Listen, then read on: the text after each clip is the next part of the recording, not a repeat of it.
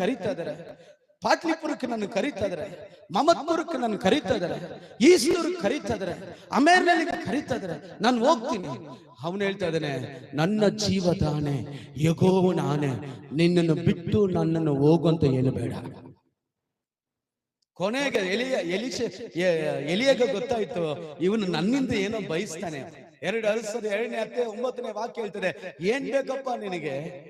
ಅವನು ಹೇಳ್ತಾ ಇದ್ದಾನೆ, ನಡುಗಿಕೊಂಡು ನಿನ್ನ ಮೇಲಿರುವ ಆತ್ಮನ ಆ ಬಲ 2ರಷ್ಟು ಬೇಕು, 2ರಷ್ಟು ಬೇಕು. ಹಲ್ಲೆಲೂಯಾ. 3ನೇದಾಗಿ ನೋಡ್ತೀವಿ, ಪೌಲ ಹೇಳ್ತಾ ಇದ್ದಾನೆ, ಯೋಬ ಹೇಳ್ತಾ ಇದ್ದಾನೆ, ನನ್ನ ನ್ಯಾಯವನ್ನು ಸ್ಥಾಪಿಸಿ ನಾನು ನೀತಿವಂತನ ಅನೀತಿವಂತನ ಮನುಷ್ಯರು ಹೇಳೋದು ಬೇಡ, ದೇವರು ಸ್ಥಾಪಿಸ್ತಾನೆ. Amen, hallelujah. ಇದು ಕಳೆದ ವಾರದ ನಾವು ಕಲ್ತಂತ